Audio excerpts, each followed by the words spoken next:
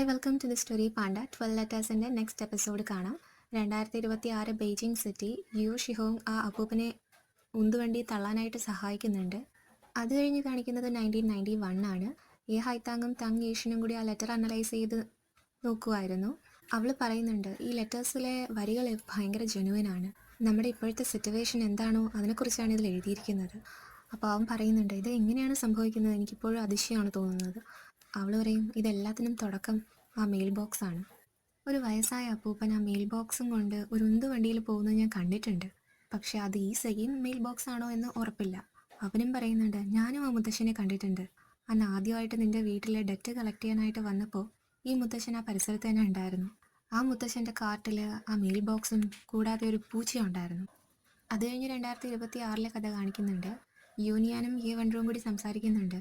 അവർ അയച്ച ലെറ്ററിന് ഇതുവരെയായിട്ടും മറുപടി കിട്ടിയിട്ടില്ല. അപ്പോൾ അവളൊന്ന് റെസ്റ്ലെസ് ആവുന്നുണ്ട്. എന്തുകൊണ്ടാണ് ഇത്രയും നാളായിട്ട് നമുക്ക് ലെറ്റർ കിട്ടാത്തേ? അവൻ പറയും, ഇനിയിപ്പോൾ നമ്മൾ അയച്ച ലെറ്റർ സെപ്റ്റംബർ 23 കഴിഞ്ഞതിന് ശേഷമാണെങ്കിൽ അവർ നമ്മൾ സ്കാമേഴ്സ് ആണെന്ന് വിചാരിച്ചാലോ? അപ്പോഴേക്കും അവൾക്കൊരു കോൾ വരുന്നുണ്ട്. അവൾ കോൾ അറ്റൻഡ് ചെയ്യും. ദൂരെ ഒരു ഗ്യാസ് സ്റ്റേഷൻ അടുത്ത് ഒരു കാർ പാർക്ക് ചെയ്തിട്ടുണ്ട്. അതിലൊരു വയസ്സായ ആളുണ്ട്. അതിൻ്റെ അച്ഛനാണോ അല്ലയോ എന്ന് വന്ന് ചെക്ക് ചെയ്യാനായിട്ടാണ് കോളിൽ പറയുന്നത്. അങ്ങനെ അവർ രണ്ടുപേരും കൂടി അങ്ങോട്ടേക്ക് പോവുകയാണ്. സെക്യൂരിറ്റി ഗാർഡിൻ്റെ അടുത്ത് വന്ന് അവൻ്റെ നിന്ന് കാറും വാങ്ങിയിട്ടാണ് പോകുന്നത്. ഇവിടെ 1991 ഈ ഹൈത്താങ്ങും തങ്ങേഷനും കൂടി ആക്രിയൊക്കെ കൊണ്ടുവിടുന്ന സ്ഥലമുണ്ടല്ലോ, അവിടെ ചെന്ന് അന്വേഷിക്കുകയാണ്. ഇതുപോലെ ഒരു അപ്പൂപ്പൻ ഉന്തുവണ്ടിയിൽ വേസ്റ്റൊക്കെ എടുത്തുകൊണ്ട് പോകുന്ന ആളാണ്, ഇവിടെയാണോ വർക്ക് ചെയ്യുന്നത് എന്നൊക്കെ പോയി ചോദിക്കുന്നുണ്ട്. അപ്പോൾ അവർ പറയുന്നു, അങ്ങനെ ഒരാൾ ഇവിടെ വർക്ക് ചെയ്യുന്നില്ല, ഈ ഏരിയയിൽ മുഴുവൻ ആക്രി പറക്കുന്നത് ഞങ്ങളാണ്, പക്ഷെ അങ്ങനെ ഒരാൾ ഇവിടെ ഇല്ല. അവർ നിരാശരായിട്ട് മടങ്ങുന്നുണ്ട്. അപ്പോൾ അതിനിടയ്ക്ക് അവർ സംസാരിക്കുന്നുണ്ട്, ഈ മെയിൽ ബോക്സ് നമ്മളെയാണ് ടാർഗറ്റ് ചെയ്യുന്നത്. നമുക്ക് ഇപ്പോൾ കിട്ടിയ ലെറ്റർ ഫ്യൂച്ചറിൽ നിന്നാണെങ്കിൽ നമ്മുടെ ഫ്യൂച്ചറിനെ കുറിച്ച് അവരോട് ചോദിച്ചു നോക്കാം. അവൾ പറയും, എനിക്ക് കോളേജിൽ ചേരാൻ പറ്റുമോ, ഈ മെയ്വാൻ ടൗൺ വിടാൻ പറ്റുമോ, വേറെ എവിടെയെങ്കിലും പോകാൻ പറ്റുമോ എന്നൊക്കെ അവരോട് അന്വേഷിച്ച് നോക്കിയാലോ. അവൾ എന്നിട്ട് അവനോട് ചോദിക്കും, നിനക്കെന്താ അറിയേണ്ടത് നിൻ്റെ ഫ്യൂച്ചറിനെ കുറിച്ച്? അവൻ പറയും, എനിക്ക് എൻ്റെ ഫ്യൂച്ചറിനെ കുറിച്ച് അറിയണമെന്ന് വലിയ താല്പര്യമൊന്നുമില്ല, പക്ഷേ നീ നന്നായിട്ട് ജീവിക്കുന്നുണ്ടോ, നിൻ്റെ ഫ്യൂച്ചർ സെറ്റിലാണോ എന്ന് അറിയണമെന്ന് എനിക്ക് ആഗ്രഹമുണ്ട്. എനിക്ക് എൻ്റെ ഫ്യൂച്ചറിനെ കുറിച്ച് വലിയ ഹോപ്പൊന്നുമില്ല. അവൾ പറയും, അങ്ങനെ പറയരുത്. ഇനി അഥവാ ഫ്യൂച്ചറിൽ എന്തെങ്കിലും പ്രശ്നം ഉണ്ടെങ്കിൽ അതിനെക്കുറിച്ച് നമുക്ക് അറിയുകയാണെങ്കിൽ നമുക്കത് അവോയ്ഡ് ചെയ്യാനെങ്കിലും പറ്റുമല്ലോ. അവൻ പറയും, അതൊരു പോയിൻ്റാണ്, പക്ഷേ ഈ ലെറ്റർ എഴുതിയേക്കുന്ന യൂനിയന് നമ്മുടെ ഫ്യൂച്ചറിനെ കുറിച്ച് വല്ലതും അറിയാമായിരിക്കുമോ? ഹൈതാങ് പറയും, അത് പറയാൻ പാടാണ്, പക്ഷേ ലെറ്ററിൽ അവളുടെ ടോണ് വായിച്ചിട്ട് എനിക്ക് മനസ്സിലായത് നമ്മളെക്കുറിച്ച് എന്തോ അവൾക്ക് അറിയാനുണ്ട്. ഈ കമ്മ്യൂണിക്കേഷൻ അവൾക്കും ക്രൂഷ്യലാണെന്ന് എനിക്ക് തോന്നുന്നുണ്ട്. അതുകൊണ്ട് തന്നെ ഞാൻ അവളെ ട്രസ്റ്റ് ചെയ്യാനായിട്ട് തീരുമാനിച്ചിരിക്കുക. അത് കഴിഞ്ഞ് 2026 കാണിക്കുന്നത്. അവരാ സ്ഥലത്തെത്തും. അവൾ ഓടി വന്ന് കാറിലിരിക്കുന്ന അവളുടെ അച്ഛനാണെന്ന് പ്രതീക്ഷിച്ച് ഡോർ തുറക്കുമ്പോൾ വേറൊരാളാണ്. അവരവിടെ നിന്ന് നിരാശരായിട്ട് തിരിച്ചു വരികയാണ്. അപ്പോൾ വരുന്ന വഴിയിൽ അവൾ ഒരുപാട് വിഷമിക്കുന്നുണ്ട്.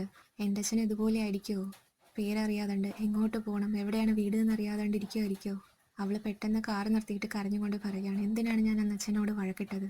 അങ്ങനെ പറഞ്ഞ് അവളങ്ങ് പൊട്ടിക്കരയുമ്പോൾ ഇവന് അവളെ ആശ്വസിപ്പിക്കാൻ പോലും അറിയില്ല. അവൻ ദൂരേക്ക് നോക്കിയിരിക്കും.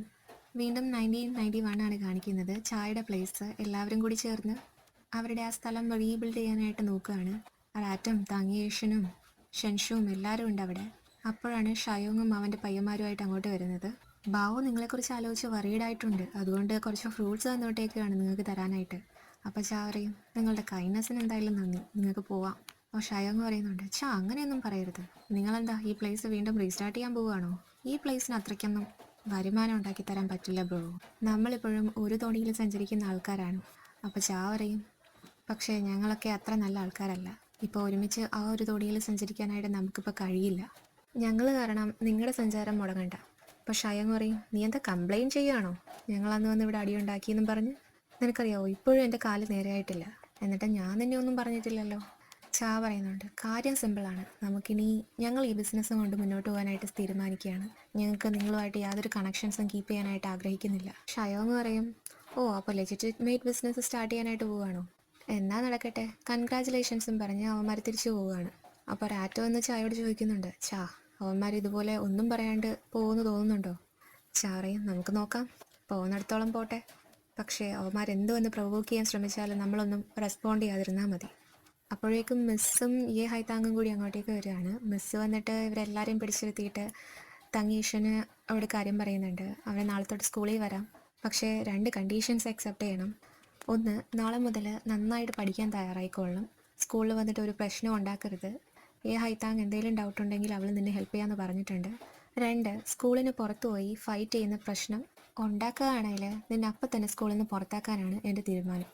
ഇത് രണ്ടും അക്സെപ്റ്റ് ചെയ്യുന്നുണ്ടെങ്കിൽ നിനക്ക് നാളെ മുതൽ സ്കൂളിൽ വരാം. അപ്പോൾ അവനിങ്ങനെ ചായുടെ മുഖത്തേക്ക് നോക്കുന്നുണ്ട്. ചാ പറയും, നീ എന്തിനാടാ എൻ്റെ മുഖത്ത് നോക്കുന്നത്? ഞാനൊരു ഡീസൻ്റ് ആളാണ്. അപ്പോൾ തങ്ങ് ചിരിച്ചിട്ട് പറയും, യെസ്, ഞാൻ നാളെ തൊട്ട് വരാം. അപ്പോൾ അവൾ പോകാനായിട്ട് നിൽക്കുമ്പോൾ ട്രാറ്റ് വന്ന് പറയാണ്, മിസ്സേ പോവല്ലേ, ഞങ്ങളുടെ ചാ ഒരു എക്സലൻറ്റ് കുക്കാണ്, അടിപൊളിയായിട്ട് കുക്ക് ചെയ്യും, ചായയുടെ ഫുഡ് കഴിച്ചിട്ട് പോവാം. മിസ് പറയും, നീ ഇൻവൈറ്റ് ചെയ്തതിന് നന്ദി, എന്തായാലും നിങ്ങൾ കഴിക്കേ, ഞാൻ പോവുകയാണെന്ന് പറഞ്ഞ് അവൾ അവിടെ നിന്ന് പോകും. അപ്പോൾ റാറ്റ് ചായയോട് പറയുന്നുണ്ട്, ചാ മിസ്സ് പോയി, കണ്ടില്ലേ, വേഗം പോ, പുറകെ ചെല്ല്.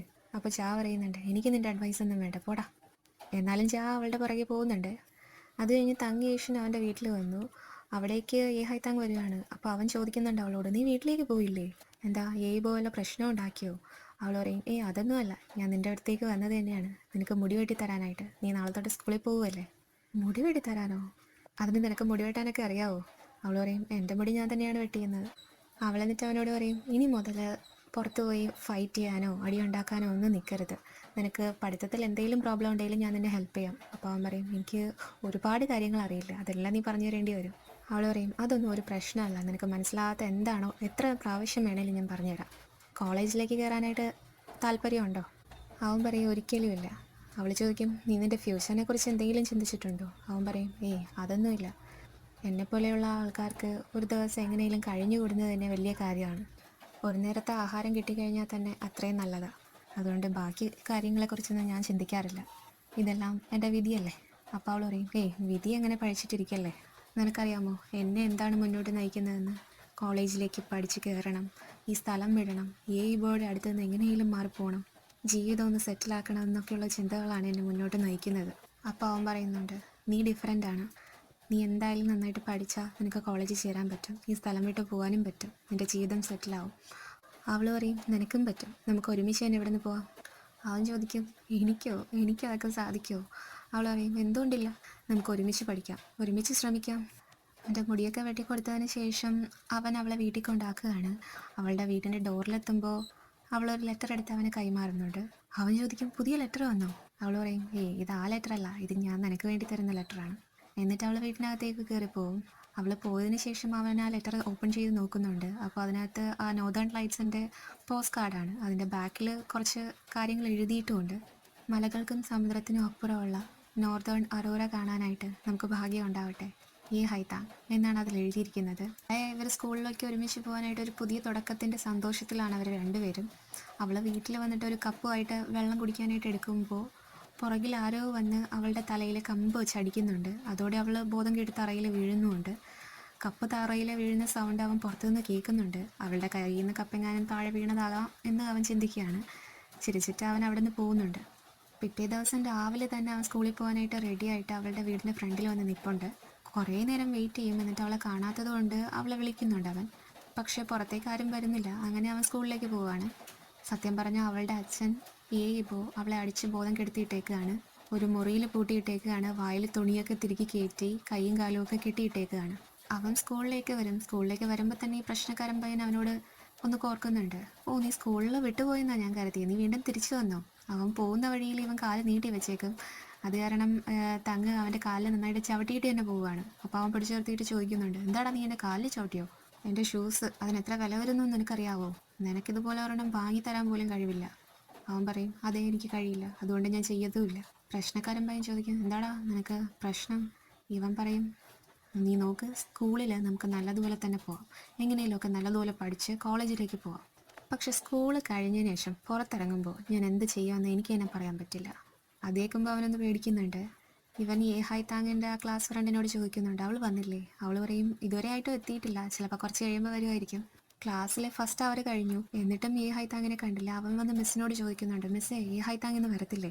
അപ്പം മിസ്സ് പറയും, ഇന്ന് രാവിലെ അവളുടെ അച്ഛൻ വിളിച്ച് സിക്ക് ലീവ് പറഞ്ഞിട്ടുണ്ട്. അവളുടെ അച്ഛൻ സിക്ക് ലീവ് വിളിച്ച് പറഞ്ഞു എന്ന് പറയുമ്പോൾ തന്നെ ഇവനെന്തോ പന്തികേട് തോന്നിയിട്ട് അവൻ അവിടെ നിന്ന് ഓടി പോവുകയാണ്. ഞാനും ഇന്ന് ലീവാണെന്ന് മിസ്സിനോട് പറയുന്നുണ്ട്. അവൻ ഓടി നേരെ വരുന്നത് അവളുടെ വീട്ടിലേക്കാണ്. അവിടെ വന്ന് അവളുടെ പേര് വിളിക്കുന്നുണ്ട്. പക്ഷെ ആരും ഒന്നും വിളിയേക്കുന്നില്ല, റെസ്പോണ്ട് ചെയ്യുന്നില്ല. അങ്ങനെ അവൻ മതിൽ ചാടി വീട്ടിനകത്തേക്ക് കയറി നോക്കുകയാണ്. പക്ഷെ അവിടെയൊന്നും ആരുമില്ല. അവൻ എന്നിട്ട് ഇപ്പോൾ ഗ്യാമ്പിൾ ചെയ്യാറുള്ള ആ പ്ലേസ് ഉണ്ടല്ലോ, അങ്ങോട്ടേക്ക് പോവുകയാണ്. അവിടെ ചെല്ലുമ്പോൾ അവിടെ ഇപ്പോൾ എത്തിയിട്ടില്ല എന്ന് പറയുന്നുണ്ട്. എന്നിട്ട് ഇവൻ എങ്ങനെയൊക്കെയോ നമ്പർ തപ്പിപ്പിടിച്ച് ഇപ്പോൾ വർക്ക് ചെയ്യുന്ന ഷുഗർ ഫാക്ടറി, അവിടുത്തെ നമ്പർ തപ്പിപ്പിടിച്ചിട്ട് അങ്ങോട്ടേക്ക് വിളിക്കുകയാണ്. അപ്പോൾ ഇപ്പോൾ ലീവാണെന്നാണ് അറിയുന്നത്. അവിടെ നിന്നും ഒരു ഐഡിയ ഇല്ലാത്തത് കാരണം അവൻ നേരെ പോകുന്നത് പോലീസ് സ്റ്റേഷനിലേക്കാണ്. പോലീസ് സ്റ്റേഷനിൽ പോയി കംപ്ലയിൻറ്റ് ചെയ്യും. അവൻ്റെ ക്ലാസ്മേറ്റ് മിസ്സിംഗ് ആണെന്നും പറഞ്ഞാണ് റിപ്പോർട്ട് ചെയ്യുന്നത്. അവിടെ വെച്ചിട്ട് അന്ന് പ്രശ്നം ഉണ്ടാക്കിയപ്പോഴത്തേക്കും കണ്ട പോലീസുകാരനുണ്ടല്ലോ, അയാളെ അവൻ കാണുകയാണ്. അപ്പോൾ അയാൾ ചോദിക്കുന്നുണ്ട്, നീ എന്നാ പെങ്കൊച്ചിൻ്റെ കൂടെ കണ്ട പയ്യനല്ലേ, അവൾക്കിപ്പോൾ എങ്ങനെയുണ്ട്, അവളെ ഹോസ്പിറ്റലിലാക്കിയോ എന്ന് ചോദിക്കുന്നുണ്ട്. അപ്പോഴാണ് അവൻ ആ കാര്യം ഓർമ്മ വരുന്നത്. അന്ന് വന്നപ്പോൾ ഇവൾക്ക് മെൻ്റലി ഇല്ലാണ്, ഇവളെ മെൻ്റൽ ഹോസ്പിറ്റലിൽ ചേർക്കേണ്ടതുണ്ട് എന്നുള്ളൊക്കെ പറഞ്ഞ കാര്യം അവന് ഓർമ്മ വരുന്നുണ്ട്. അവൻ അവിടെ നിന്നും ഇറങ്ങി ഓടി പെട്ടെന്ന് അറിയാവുന്ന ഒരാളുടെ നിന്ന് സൈക്കിളും വാങ്ങിയിട്ട് പോവുകയാണ്. അവൻ്റെ ഊഹം ശരിയായിരുന്നു. അവളെയും കൊണ്ട് മെൻ്റൽ ഹോസ്പിറ്റലിലേക്കാണ് പോകുന്നത്. അവളെ വായൊക്കെ മൂടി കെട്ടിയിട്ട് കയ്യും കാലും ഒക്കെ കെട്ടി കാറിലാക്കിയിട്ടാണ് അയാൾ അവളെ കൊണ്ടുപോകുന്നത്. മെൻ്റൽ റീഹാബിലിറ്റേഷൻ സെൻ്ററിൻ്റെ ഫ്രണ്ടിൽ ചെന്ന് വണ്ടി നിർത്തും. അയാൾ എന്നിട്ട് അവളോട് പറയുന്നുണ്ട്, നീ കുറച്ച് നാൾ ഇവിടെ കിടക്ക്, ഞാൻ ആ വീട് വിൽക്കാൻ പോവുകയാണ്. വീട് വിറ്റ് എനിക്ക് ലോട്ടറി അടിക്കുമ്പോൾ ഞാൻ കുറച്ച് പൈസ ആയിട്ട് നിന്നെ വന്ന് ഇറക്കാം. അതുവരെ നീ ഇവിടെ കിടക്ക്, ഇവിടെ ആകുമ്പോൾ അവർ ഭക്ഷണവും തരും, നിന്നെ നോക്കിക്കോളും, നിനക്കൊന്നും പേടിക്കേണ്ട ആവശ്യവും വരില്ല. അങ്ങനെ അയാൾ ബാക്കിലെ ഡോറ് ഒന്ന് തുറക്കുമ്പോൾ അവൾ ഒറ്റ ചവിട്ടും അയാളെ. അപ്പോൾ ആൾക്കാരെല്ലാം ഓടിക്കൂടുകയാണ്, എന്താ പ്രശ്നമെന്ന് ചോദിച്ചും കൊണ്ട്. അപ്പോൾ അയാൾ വീണ്ടും അങ്ങ് അഭിനയിക്കുകയാണ്, അയ്യോ ഒന്നും ചെയ്യല്ലേ, ഇതെൻ്റെ കുഞ്ഞാണ്, അവൾക്ക് കുറച്ച് മാനസിക പ്രശ്നമുണ്ട്, അതുകൊണ്ടാണ് ഇങ്ങനെ, അവൾ അക്രമാസക്തയാണ്, ആരും അടുത്തേക്ക് വരണ്ട എന്നൊക്കെ പറയുന്നുണ്ട് അയാൾ. അവൾ പോകാനായിട്ട് കൂട്ടാക്കുന്നില്ല, ഭയങ്കരമായിട്ട് ശ്രമിക്കുന്നുണ്ട് അയാളുടെ നിന്ന് തെന്നി മാറാനായിട്ട്. പക്ഷെ അയാൾ ശക്തമായിട്ട് പിടിച്ചു വലിച്ച് അവളെ കൊണ്ടുപോകാനായിട്ട് നോക്കുന്നുണ്ട്. അപ്പോഴേക്കും തങ്ങി യേശൻ സൈക്കിളിൽ അവിടെ എത്തി. അവൻ ഓടി വന്ന് ബോയുടെ മുഖത്തിട്ട് ഒരു അടി ഒടിക്കുകയാണ്. അയാൾ പോയി തറയിൽ വീഴും. ഇവൻ ചെന്ന് അവളെ പിടിക്കാനായിട്ട് നോക്കുമ്പോൾ അയാൾ വീണ്ടും വന്നിട്ട് ഇവനെ അടിക്കുകയാണ്. നീ എൻ്റെ നേർക്ക് കൈ ചൂണ്ടുപോടാ എന്ന് പറഞ്ഞുകൊണ്ട് ഇവനെ വന്ന് ഒരുപാട് അടിക്കും. കുറേ ഇടി അയാളുടെ കയ്യിൽ നിന്ന് വാങ്ങും. എന്നിട്ട് ഇവൻ പൂർവാധികം ശക്തി എടുത്ത് അയാൾ തിരിച്ചടിക്കും. നിങ്ങളൊരു ആനിമലാണ്, നിങ്ങൾക്ക് എങ്ങനെ നിങ്ങളുടെ സ്വന്തം മകളോട് ഇങ്ങനെയൊക്കെ ചെയ്യാൻ കഴിയുന്നു എന്ന് അവൻ ചോദിക്കുന്നുണ്ട്. അപ്പോൾ അയാൾ വീണ്ടും തിരിച്ച് അവനെ അടിച്ചിട്ട് പറയുന്നുണ്ട്, അവളെന്നെ കൊല്ലാൻ ശ്രമിച്ചു, നീയും ഇപ്പം എന്നെ കൊല്ലാനായിട്ട് നോക്കുകയാണോ എന്നും പറഞ്ഞ് അവനായിട്ട് കുറേ കൊടുക്കുന്നുണ്ട്. അപ്പോൾ ഹൈത്താങ് എഴുന്നേറ്റ് വന്ന് അവൾക്കുള്ള ശക്തി ഉപയോഗിച്ച് അവളും കാല് വെച്ച് ഇയാളെ ഒരു ചവിട്ടും. അവർ വീണ്ടും പരസ്പരം ഫൈറ്റ് ചെയ്യാനായിട്ട് വരുമ്പോൾ ചുറ്റും കണ്ടു നിൽക്കുന്ന ആൾക്കാരൊക്കെ ഓടി വന്ന് ഇവരെ പിടിച്ച് മാറ്റുന്നുണ്ട്. പ്രശ്നം കുറച്ച് രൂക്ഷമാണെന്ന് മനസ്സിലായപ്പോൾ അയാൾ വണ്ടി എടുത്ത് പോകുന്നുണ്ട്. ഇവ നോക്കുമ്പോൾ ഇവള് അവശ്യമായിട്ട് നിലത്ത് വീണ് കിടക്കുകയാണ്. അവന് ഓടി വന്ന് അവളുടെ വായിലെ തുണിയൊക്കെ എടുത്ത് മാറ്റി കയ്യിലെ കെട്ടൊക്കെ അഴിക്കും. ഹൈത്താങ്, ഞാൻ സോറി ചോദിക്കുന്നു, ഞാൻ ഒരുപാട് ലേറ്റായിപ്പോയി വരാനായിട്ട് എന്നവൻ പറയുമ്പോൾ അവളങ്ങ് പൊട്ടിക്കരയാണ് അവനെയും കെട്ടിപ്പിടിച്ച്. അവളെയും സൈക്കിളിലിരുത്തി അവൻ തിരിച്ചു വരും. അവളെ നേരെ കൊണ്ടുവരുന്നത് അവൻ്റെ വീട്ടിലേക്കാണ്. കയ്യിലും കാലിലൊക്കെ ഒരുപാട് മുറിവുണ്ടല്ലോ. അപ്പോൾ അവൻ ഇവൾക്ക് കയ്യിൽ മരുന്നൊക്കെ വെച്ച് കൊടുക്കുന്നുണ്ട്. അവൻ എന്നിട്ട് പറയും, അയാൾ ശരിക്കും ഒരു മോൺസ്റ്റർ തന്നെയാണ്, നീ അയാളുടെ മകളല്ലേ, എന്നിട്ട് നിന്നോട് ഇങ്ങനെയൊക്കെ ചെയ്യാനായിട്ട് അയാൾക്ക് എങ്ങനെ സാധിക്കുന്നു. അപ്പോൾ അവളുടെ സ്റ്റോറി പറയുകയാണ്, അയാൾക്ക് ഞങ്ങളെ ഇഷ്ടമല്ലായിരുന്നു, എന്നെയും അമ്മേനെ. എൻ്റെ അമ്മ ആൾക്കാരെയൊക്കെ സെഡ്യൂസ് ചെയ്യുമായിരുന്നു എന്ന് അയാൾ പറഞ്ഞുകൊണ്ട് കിടന്നത്. അവൾ എന്നിട്ട് അവളുടെ കുട്ടിക്കാലത്തെ കഥ പറയുന്നുണ്ട്. ഇവളുടെ അച്ഛനും ഇവളും കൂടി ജോലി കഴിഞ്ഞിട്ട് വീട്ടിലേക്ക് വരുന്ന സമയത്ത് ഇവളുടെ അമ്മ അവൾ വർക്ക് ചെയ്യുന്ന ഓഫീസിലെ ബോസിൻ്റെ കയ്യിൽ നിന്ന് എന്തോ വാങ്ങുന്നത് കണ്ടു. അന്ന് രാത്രി അവളുടെ അച്ഛനാണെങ്കിൽ അവളുടെ അമ്മേനെ എടുത്തിട്ട് ഒരുപാട് അടിക്കും. അപ്പോൾ ഇവളങ്ങോട്ടേക്ക് എന്ത് നോക്കാനായിട്ട് പോകുമ്പോൾ മുത്തശ്ശിയാണ് അവളെ പിടിച്ചിരുത്തുന്നത്. അത് നോക്കണ്ട, നീ അങ്ങോട്ടേക്ക് പോകണ്ട എന്നൊക്കെ പറയും. ഇവളുടെ അച്ഛന് ഭയങ്കര സംശയരോഗമായിരുന്നു.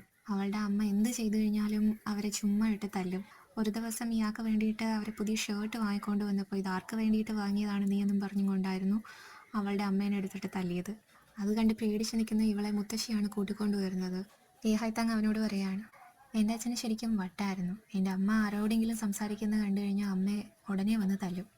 അവസാനം ഇങ്ങനെ ഉപദ്രവം കൂടി വന്നപ്പോൾ അമ്മ വീട് വിട്ട് ഓടിപ്പോയി. അങ്ങനെ അച്ഛൻ്റെ ദേഷ്യം മുഴുവൻ എന്നോടായി. ഇവളുടെ അമ്മ പോയപ്പോഴത്തേക്കും അവർ ജോലി ചെയ്തിരുന്ന ഫാക്ടറിയിലെ കാഷ്യർ ആയിരുന്നു ഇവളുടെ അമ്മ. അവിടുത്തെ പൈസ എടുത്തും കൊണ്ടാണ് ഓടിപ്പോയത്. ഫാക്ടറിയിലുള്ളവരോടൊക്കെ ഇയാൾ നല്ലവനാണെന്ന് അഭിനയിച്ചിട്ട് പൈസ തിരിച്ചടയ്ക്കാമെന്നൊക്കെ പറഞ്ഞു. അങ്ങനെ ഇയാൾക്ക് അവിടെ ഒരു ജോലി കിട്ടി. ഫാക്ടറിയിൽ നിന്ന് ആൾക്കാരൊക്കെ വീട്ടിൽ കാണാനായിട്ട് വരുമ്പോൾ ഇയാൾ നല്ലവനാണെന്ന് കാണിക്കും, എനിക്ക് ഫുഡൊക്കെ തരും. പക്ഷേ അവർ പോയ ഉടനെ എൻ്റെ ഫുഡൊക്കെ തട്ടിക്കളയും. അയാൾ ആൾക്കാരുടെ മുന്നിൽ എൻ്റെ അമ്മയെ മോശമായിട്ടൊന്നും പറയില്ല. അയാളുടെ ദാരിദ്ര്യം കാരണമാണ് ഇങ്ങനെയൊക്കെ സംഭവിച്ചതെന്നാണ് പറയാറ്. ആൾക്കാർ നോക്കുമ്പോൾ കാണുന്നത് എന്താ, അമ്മ എടുത്തുകൊണ്ട് പോയ പൈസ തിരിച്ചടയ്ക്കുന്നു, കടം വാങ്ങിച്ച പൈസ തിരിച്ചടയ്ക്കുന്നു, കഷ്ടപ്പാടിൽ എന്നെ വളർത്തുന്നു. എൻ്റെ മുത്തശ്ശി വയ്യാതായി ഹോസ്പിറ്റലിലായപ്പോൾ ഹോസ്പിറ്റൽ ബില്ലൊക്കെ കൊടുത്ത് എൻ്റെ മുത്തശ്ശിയെ നോക്കുന്നു.